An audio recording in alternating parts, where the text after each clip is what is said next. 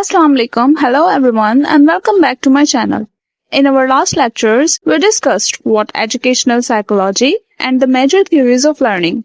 Today, we are going deeper into one of the most important topics, child development in educational psychology. This lecture is going to be very detailed and practical. We will cover the meaning of child development, its importance, major stages, different theories by famous psychologists like Piaget, Vygotsky, Erikson, Freud, and Kohlberg, as well as the factors that influence a child's growth. So let's start step by step. What is child development? Child development refers to the growth and changes that occur from birth to adolescence in terms of physical, mental, emotional, social, and moral aspects. It's not just about height and weight, but also how a child learns, thinks, communicates, and develops personality. For teachers, understanding child development means knowing how students learn best at each stage. Without this knowledge, teaching becomes mechanical, not meaningful. So now that we know what child development means, let's move on and see why it is important for education. Why is child development important for teachers? Let's think. Every child in a classroom is different in age, maturity, abilities, and background. When teachers understand child development, they can plan age-appropriate lessons, motivate students effectively, handle behavioral problems wisely, support emotional and social growth, and guide students toward healthy learning habits. In short, knowledge of child development helps a teacher become not just an instructor, but a real guide and mentor. Now, let's take a closer look at the stages of child development, because development happens step by step. Development happens gradually, but psychologists usually divide it into four main stages. Infancy, 0 to 2 years.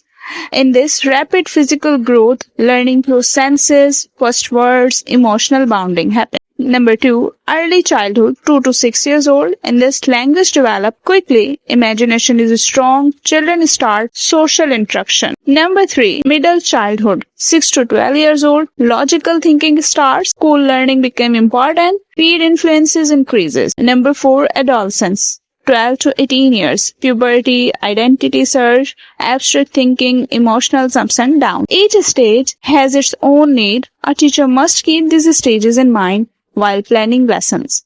Now that we have seen the stages, let's break down the main aspect of development in detail. Child development is not one-dimensional, it has different aspects. Physical development, cognitive development, social development, emotional development, and moral development. In physical development, we see the growth of the body and motor skills. In cognitive development, we see thinking, problem-solving, memory.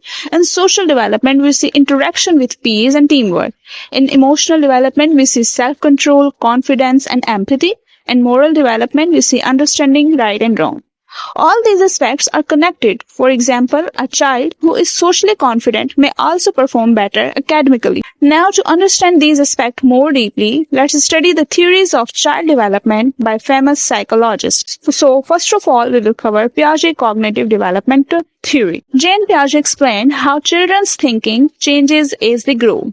He gave 4 stages: sensory motor, 0 to 2 years, learning through senses and action. Pre-operational, 2 to 7 years old, imagination grows, but logical thinking is weak. Complete operational, 7 to 11 years old, logical thinking about real object develop. Formal operational, 11 plus years old, abstract, scientific, and critical thinking develop. In classroom, this means teachers should use concrete examples for young children and abstract problem-solving tasks for older students. That was Piaget. Now let's see how Vygotsky gave a different perspective. Vygotsky's sociocultural theory. Lev Vygotsky believed that learning is a social process.